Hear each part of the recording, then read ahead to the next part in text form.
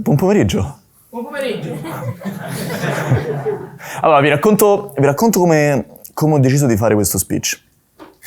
Allora, Gerardo mi ha scritto, mi ha fatto: ciao Gianluca, senti, sarebbe figo se possiamo vederci, non lo so, c'è questo evento il 22. Faccio: ci sono. Ma vuoi parlare? Sì.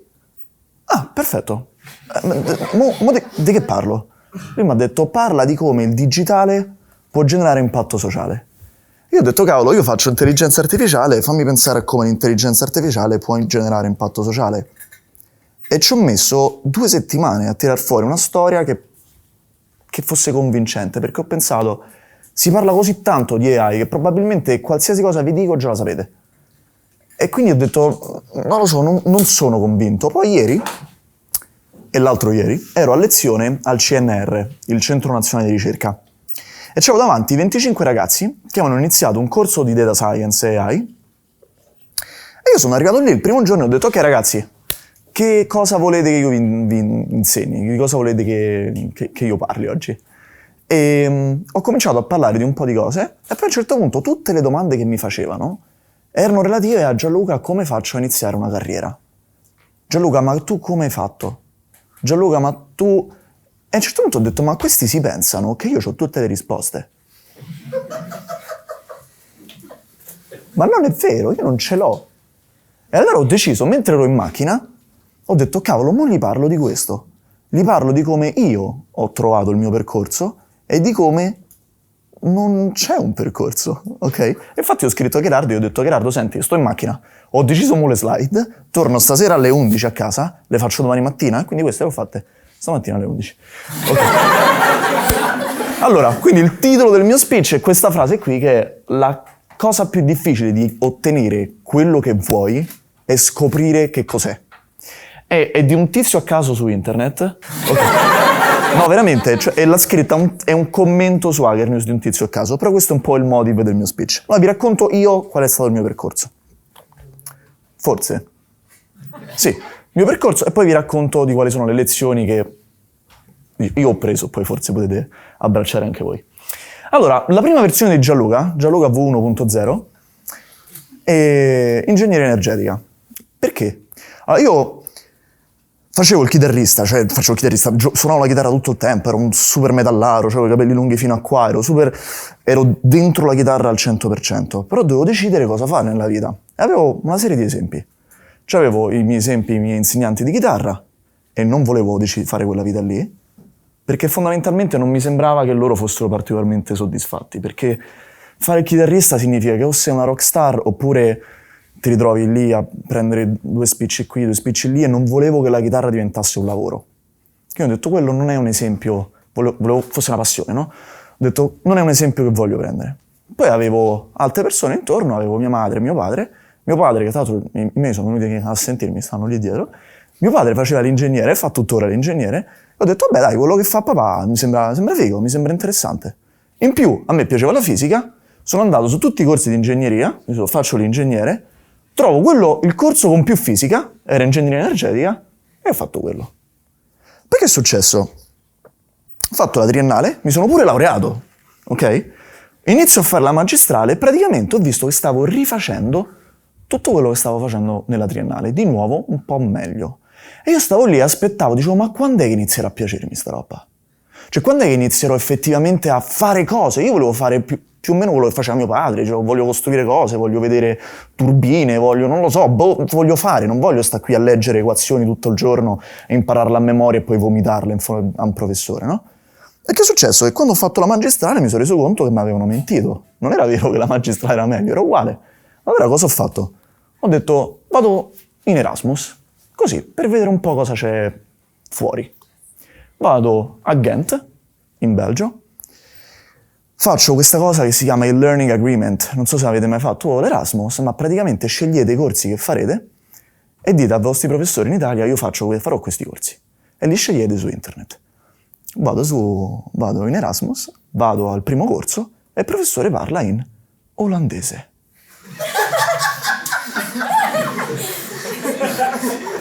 E io ho detto, comunque io l'olandese non lo so, tanto per... Ho detto: cavolo, sto corso non lo posso fare. Vado al secondo, era in olandese. Il terzo in olandese, uno era in inglese, però fondamentalmente il mio learning agreement era da stracciare. Allora cosa ho fatto? Un giorno, me lo ricordo ancora, era un mercoledì alle 4, vado su internet, cerco altri corsi in inglese, trovo un corso che si chiama Dare to Start, osa a partire. Ho detto, che è sta roba? Sembra tipo self-help, un guru, uno psicologo che te parla, non lo so che roba è. Però era il mercoledì dalle 3 alle 4 e mezza. Erano le 4 del mercoledì, ho fatto, cavolo, devo andare là a parlare con il professore per capire se posso fare questo corso qua, no? Non c'era il learning agreement, non lo so se funziona, prendo la bici, corro, vado lì e scopro che il corso era una figata. Il corso era: dovevi studiare cos'è una startup, studiare cosa significa fare customer validation, tutte cose qui, poi andare a parlare con persone e dire, senti, questo è il mio progetto di startup, avere il feedback e cercare di migliorarlo. E quindi io ho tirato fuori un'idea di un progetto di startup con una persona che ho conosciuto lì a caso, un altro studente che non aveva nessuno a quale fare il corso. Ho detto, dai, proviamolo. Che è successo? Che questa idea che avevo sembrava funzionicchiare. La gente lo voleva il mio prodotto. E quindi c'è Gianluca 2.0, decide di fondare questa società che si chiama Green It Up, con Andrei, che era il mio partner ai tempi. E quindi Gianluca 2.0 è questo imprenditore. E quindi voi immaginate tutti quanti che facevano l'Erasmus, voi lo sapete come viene dipinto l'Erasmus, no? E io invece qui ero andato a un meeting a parlare con un'azienda che voleva comprare il nostro prodotto, ero super fomentato, Andrea era super fomentato, eravamo tutti contenti, eravamo tutti imprenditori. Ok? Quindi questa era la mia... A un certo punto ho detto, forse Gianluca V1 era l'ingegnere, V2 forse fa startup. Poi non vi preoccupate, mi sono anche divertito in Erasmus, anche questo, mamma non guardare. Che succede? Green It Up fallisce. Ho fatto praticamente, immaginate tutti gli errori che potete fare quando avete una startup, e li ho presi e li ho fatti tutti. Ho detto, 1, vai, check, 2, check, 3, check. È successo un casino, questa cosa non ha funzionato particolarmente tanto. Però ho detto, cosa ho imparato fino adesso? Ho detto, un attimo, pausa, Boni. Green It Up non funziona, questa è la prima cosa che ho imparato, pazienza.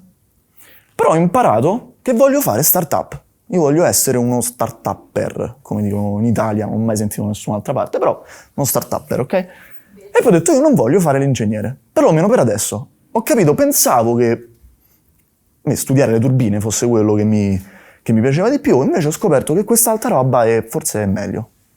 Allora cosa ho fatto? Ho detto, vabbè, voglio andare in questa direzione, provo a spingere.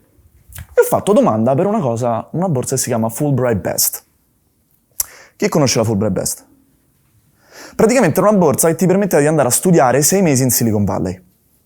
Io ho detto, cavolo, se devo fare startup, lo voglio fare con i migliori. No? Ci sta, no? E ho detto, voglio andare in Serie A. Scrivo, faccio la mia application e mi rispondono. Questa mail l'ho incollata questa cosa qui perché voglio raccontarvi solo un aneddoto.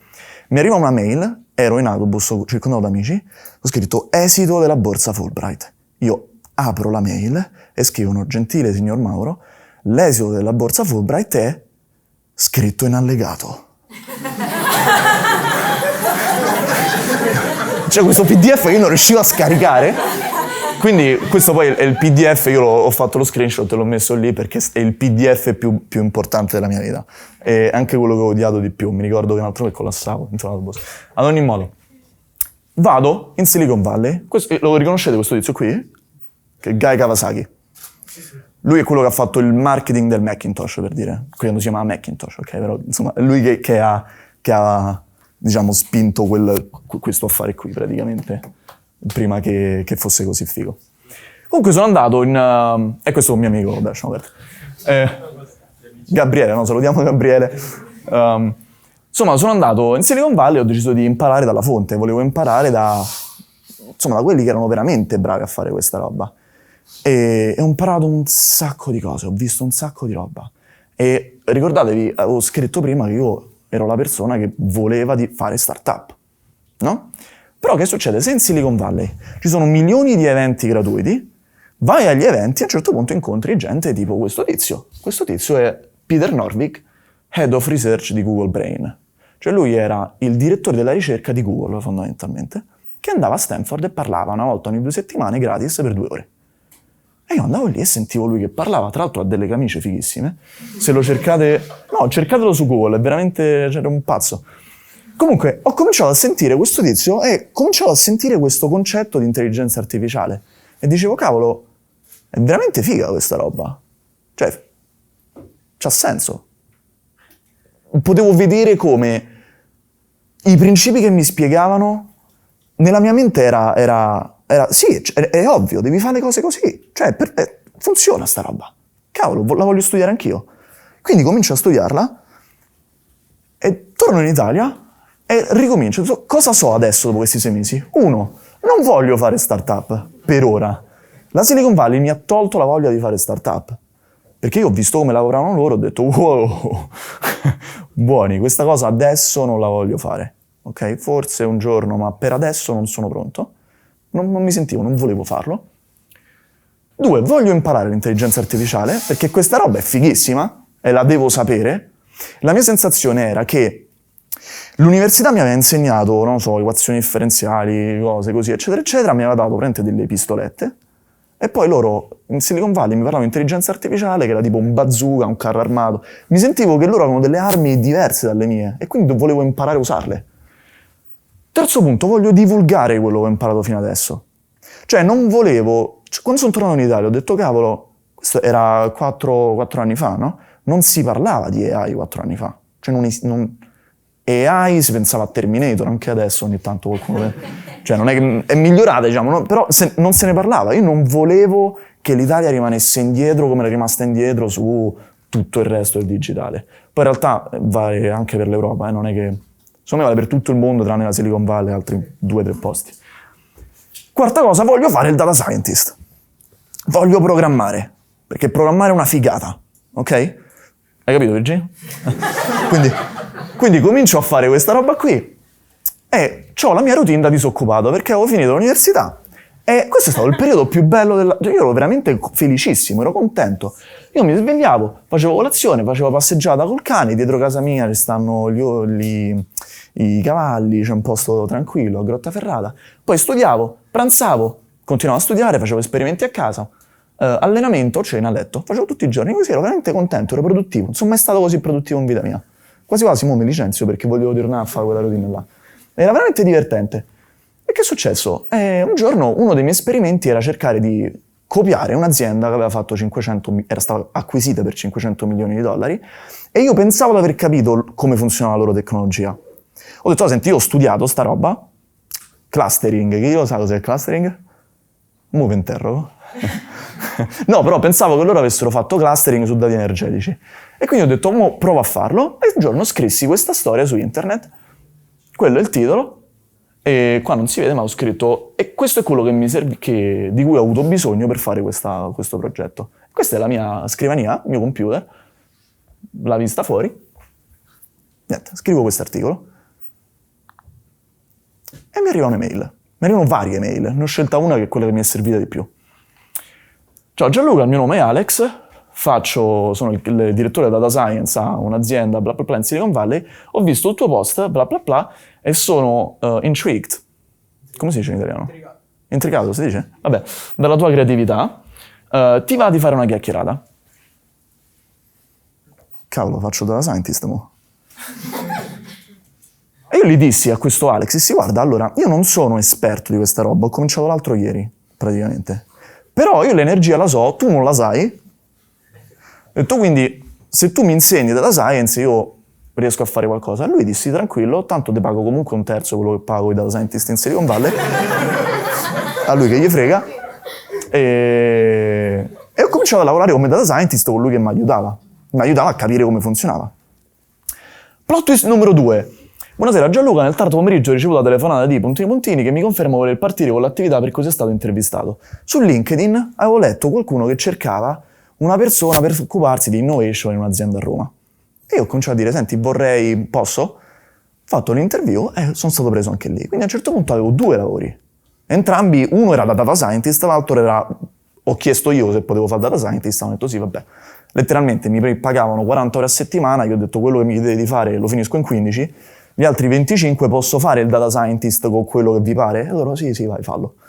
E quindi praticamente a un certo punto ero data scientist per 2. Che figata!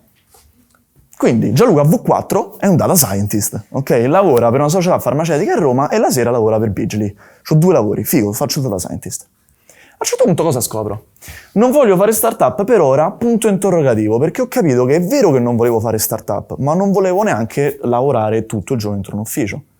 Volevo avere un qualcosa di mio, ma non una startup, volevo fare l'imprenditore, come una società di consulenza, volevo fare qualcosa di mio, ma non Silicon Valley, niente di super ambizioso, lifestyle business si chiama. Sì, voglio imparare le AI, sì, voglio divulgare cosa ho imparato, però ho capito che io non volevo fare il data scientist. Perché ragazzi, lavoro il data scientist vuol dire che tu stai chiuso dentro una stanza, apri il computer, la mattina alle 9, poi alle 6 chiudi, nel caso mio prendevo la macchina, tornavo a casa, riaprivo e lavoravo per Bigly. Cioè non faceva per me. Non è che dico non è bello, C'è gente che ci sguazza. Non era per me. Allora cosa ho detto? V5, questa è l'ultima release del software di Gianluca. Io ho capito che non volevo costruire tecnologia. Io volevo aiutare le persone, le aziende, a capire come usarla per migliorarsi. E soprattutto ho capito che questo è quello che serviva al mondo. Cioè le aziende di questo avevano bisogno. Non avevano bisogno dei miei algoritmi, perché chiunque li può dare algoritmi. Ma soprattutto, che ci fai con un algoritmo se non sai cosa farci? Cioè se non so cosa costruire, ti posso dare la tecnologia migliore del mondo. Non è quello che ti aiuta. E quindi ho deciso di fondare questa società che adesso tutti spero conosciate, è AI Academy, e questo è Gianluca oggi. Non so se è l'ultima versione finale, non lo so, non penso, però ad oggi ho fatto tutto questo percorso partendo da voglio fare l'ingegnere, ah no, voglio fare startup, ah no, voglio fare il data scientist, aspetta un attimo, voglio fare un'altra cosa, faccio l'imprenditore. Quindi, quali sono, diciamo, le lezioni che io ho preso personalmente e che penso che possano aiutare anche voi a definire la vostra carriera?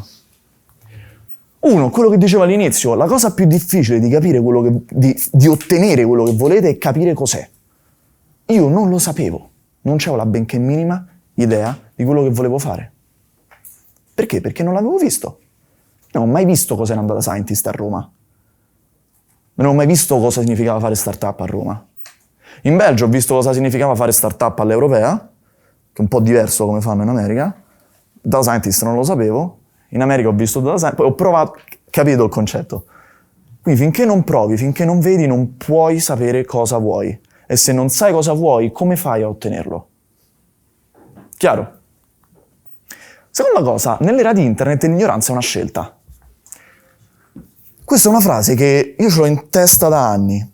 Perché se voi ci pensate, a me chi me l'ha insegnato a fare data scientist? Ve lo dico, mi ha aiutato un po' Nicolò, il mio socio, ma me l'ha insegnato internet e me lo sono insegnato da solo. Quindi tanta gente mi dice, Gianluca, ma io come faccio? Apri google.com. Ok? Sta sul mio cellulare, spero sia su quello di tutti gli altri. Cercate, se avete Start to Impact saltate tutta questa fase ovviamente, perché c'è una guida che vi dice se fa così, ma cominci a cercare, io così ho fatto. Oppure, ancora meglio, andate su ma Gianluca non mi guida nessuno, perfetto, vai su linkedin.com, cerchi data scientist, ne trovi 10 e gli scrivi ciao, mi chiamo Gianluca, vorrei capire come si fa il data scientist, ti va di fare 5 minuti al telefono in cui mi spieghi un attimo come posso iniziare?